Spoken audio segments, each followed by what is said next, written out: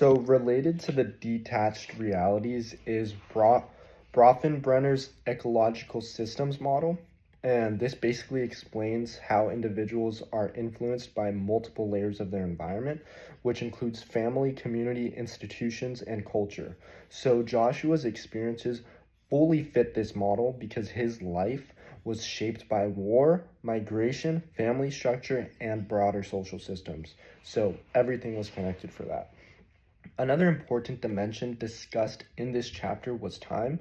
So, time influences behavior through linear time, major events, and personal time orientation. Sapolsky's work explains how different aspects of time influence behavior, while Zimbardo and Boyd identified different time perspectives. Personally, relate more to being past oriented, meaning I think about past experiences often and how they shape who I am today.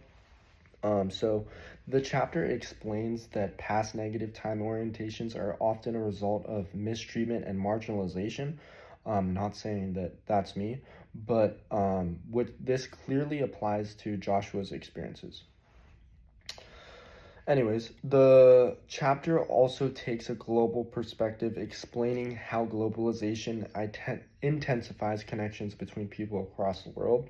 So, Joshua's migration is a clear example of how global forces can directly affect um, an individual's lives somewhere where it didn't even happen.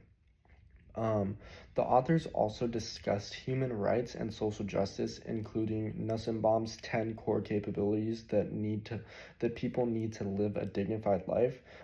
These include life, bodily health, bodily integrity, emotions, education, affiliation, and control over one's political and material environment. When people are denied these capabilities, inequality becomes more susceptible in their life. So social workers are dedicated to anti-oppressive and anti-racist ideologies in order to oppose racism. And diversity is interlinked with patterns of group differences and concepts such as American privilege, discussed by Michael Schwab. And this kind of explains how people in the United States feel like they're privileged because they just live in the United States. It was studied by him. So, on a personal level, globalization has helped me understand how lucky I am to live in Los Angeles County in the United States. This county is not marginalized in the same way many other places are, and that directly affects the way I live and the opportunities I have. So, another major factor that has changed human behavior is technology, especially smartphones, which are basically mini computers that shape how people interact and communicate. And these changes really just create chaos, but it can also create connection in the right ways. This chapter also focused on knowing and doing, so social workers do not just need to know the knowledge in regards to um, social things. They need self-awareness. So this includes understanding their own thinking processes, emotions, and social location. So critical thinking basically just means holding multiple sides of one story at the same time instead of jumping to a quick conclusion.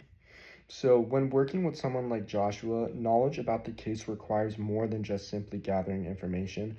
It requires listening carefully and understanding background experiences, economic conditions, and social positioning. Um, and finally, this chapter discusses scientific knowledge, theory, and research. All of these concepts help us organize observations and ideas, but no single research method can fully describe the complexity of human behavior. Obviously, bias can occur during this um, in, say, data collection, sampling, and um, in order to interpret results, there can be bias in that as well. So, critical thinking is definitely necessary in that regard. So, to conclude, Chapter 1 emphasizes that human behavior is shaped by the interaction of a person, environment, and also time. So, Joshua's story shows us how a multidimensional approach is necessary to truly understand someone's life. For example, if you were not to look at what Joshua's life was before all of this happened, then it would totally explain why you're not understanding why he is going through what he's going through.